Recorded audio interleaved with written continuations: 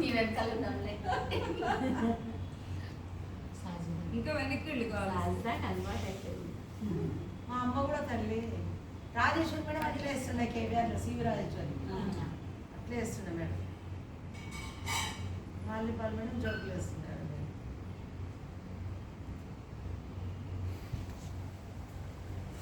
ఏమన్నా మాట్లాడలేదు.